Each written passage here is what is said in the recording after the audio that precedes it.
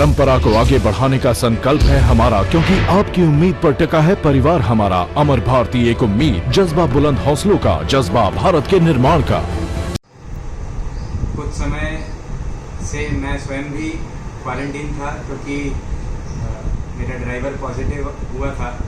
उस समय आप में से कई के संदेश, शुभाशीष, आशीर्वाद मुझ तक आए, उसके लिए आप सभी का धन्यवाद। आज का जो मुझे मौका आपने दिया है, उसमें मैं 4 बातें मुख्य रूप से आपके बीच में रखना चाहूँगा।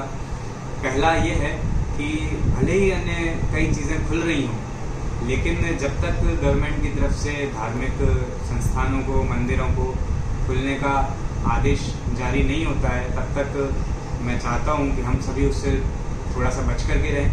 क्योंकि जब लॉकडाउन नहीं था, उसके पहले हम कईयों बार तीर्थ यात्राओं पर गए, हर दिन मंदिर जाते रहे, और वहाँ जाकर के हमने यही सीखा कि जिन दर्शन निज दर्शन खाते। कि हम जिनेंद्र भगवान के दर्शन इसलिए कर रहे हैं ताकि हम अपने दर्शन कर पाए।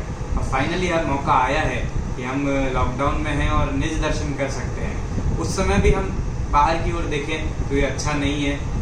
हम यदि अच्छे भक्त हैं तो प्रयास करें, घर में ही रहें और स्वाध्याय करें, ध्यान करें। दूसरा मेरा जो पॉइंट है वो युवा लोगों से है। यदि आप लोग मुझे देख रहे हैं तो, और यदि नहीं देख रहे हैं तो अन्य लोगों से है कि आप अपनी युवा पीढ़ी को समझाएं 2 बातों में।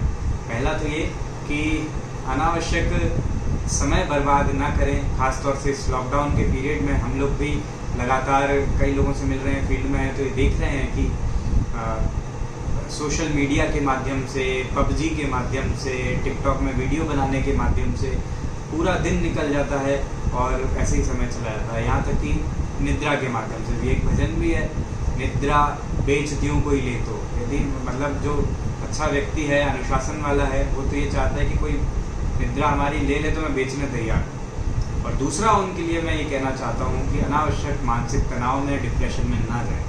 आप जहाँ भी हैं, कहीं भी हैं, आप सुरक्षित हैं। यदि नहीं है तो आप हमें बताएं, कैसे भी करके हम सुरक्षित रखेंगे। लेकिन आप अपने मन को टेंशन ना दें और अच्छी बातों में, सुकथाओं में, स्वाध्याय में अपना समय लगाएं, ताकि आपको अनावश्यक परेशानी ना हो। तीसरी बात मैं आपसे कहना चाहता हूँ कि इस समय कई अफवाहें भी उड़ रही हैं। आप कोई भी उस अफवाहों पर ध्यान न दें और ना ही अपना स्पेकुलेशन लगाएं। आगे के बारे में सोचें नहीं। टीवी के सामने बैठ करके, अखबार पढ़ करके, मोबाइल पर न्यूज़ पढ़ करके अब क्या होगा, कितने दिन चलेगा, कौन क्या करेगा, उनके इतने हो गए, हमारे इतने हो गए, इतने ठीक हो गए, इतनों की डेथ हो गई, गर्मी के साथ कम होगा, बारिश के साथ ज़्यादा होगा, इस गुट के इतने लोग हो गए, इस संप्रदाय के इतने लोगों ने ऐसा कर दिया। इन चीज़ों में ना पड़े, इससे कुछ भी होने जाने वाला नहीं है। हमारा जो दिमाग है वही संतप्त होगा और परेशान होगा।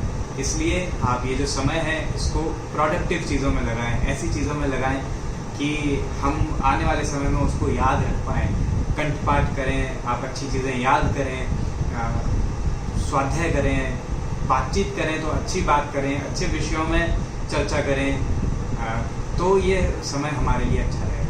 और चौथी आखिरी बात मैं आपके समक्ष एक उदाहरण के माध्यम से कहना चाहता हूँ। जब मैं छोटा था और गुरुकुल मंगलायतन गया था 9th क्लास में, तो जब वापस मैं लौटा बहुत समय बाद, तो आसपास वाले लोगों का ये कहना था कि देखो ये बदल गया है, सीरियस हो गया है, आवाज़ भी बदल गई है, बात करने का ढंग भी बदल गया है। कहने का मतलब ये कि हम बहुत समय बाद यदि किसी से मिलते हैं तो चीज़ें बदली हुई लगती हैं। अब वो बदला हुआ अच्छे के लिए भी हो सकता है और बुरे के लिए भी हो सकता है। वैसे ही ये लॉकडाउन है। लॉकडाउन जब ख़त्म होगा, हम अन्य लोगों से मिलेंगे तो सबको लगेगा कि हम बदल गए हैं। अब ये हमारे ऊपर है कि हम अच्छे के लिए बदले हैं या बुरे के लिए।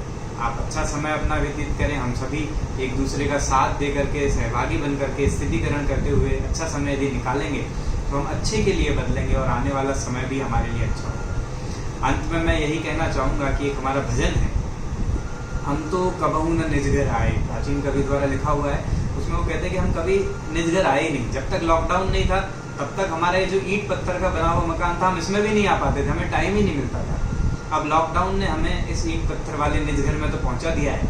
अब इसके आगे यदि हमें पहुंचना है तो हम अच्छे लोगों की संगति करके, ध्यान स्वाध्याय करके आगे पहुंचे और अपना जो वास्तविक निज घर है उसमें आए और अपना लॉकडाउन का समय और अपने जीवन का जो पूरा समय है उसको सफल बनाएं। धन्यवाद। जय जिनेंद्र, जय हिंद।